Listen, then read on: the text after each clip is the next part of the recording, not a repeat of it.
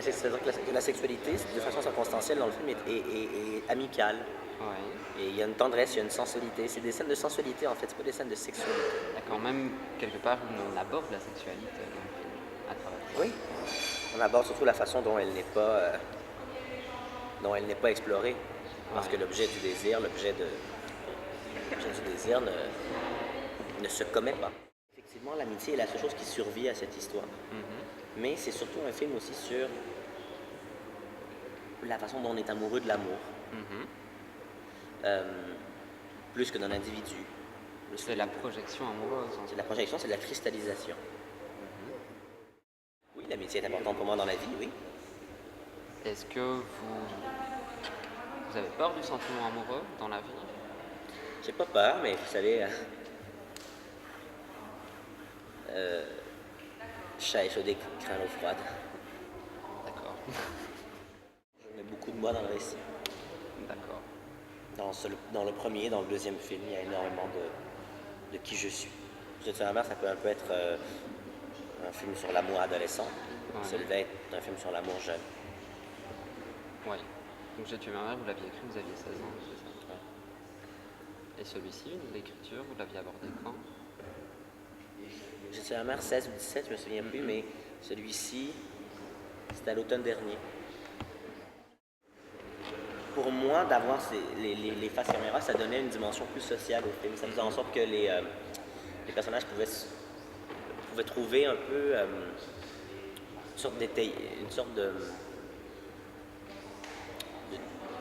en fait, pour moi, d'avoir des gens, des amoureux lambda qui viennent se confier, ça donne une dimension, une perspective un peu plus enrichie au film. On sort de ce huis clos avec deux personnages obsessifs, compulsifs. Tout à coup, on a accès à un autre point de vue. C'est-à-dire qu'on part de l'intimité puis on va vers quelque chose de plus social.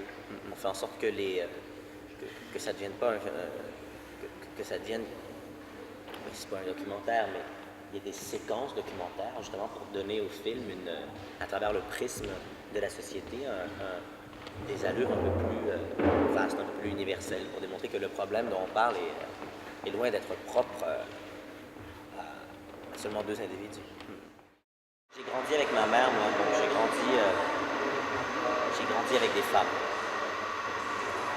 Et est-ce que vous avez des complicités uniquement avec des femmes ou plutôt avec des femmes? Plutôt avec des femmes. Pas uniquement, mais plutôt. Amical.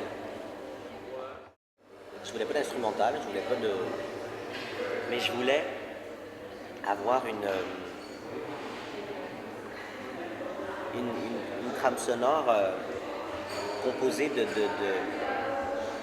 de morceaux issus de plusieurs époques, afin d'avoir quelque chose d'éclectique au niveau du ton, au niveau des genres, pour montrer qu'il y a une universalité, il y a une intemporalité, il y a une diversité.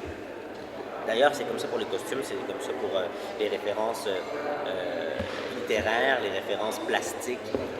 Toutes les époques s'entrechoquent. Pour moi, ça démontre que le problème dont on parle dans le film, qui est le problème de l'amour, n'a rien d'exclusif à la modernité.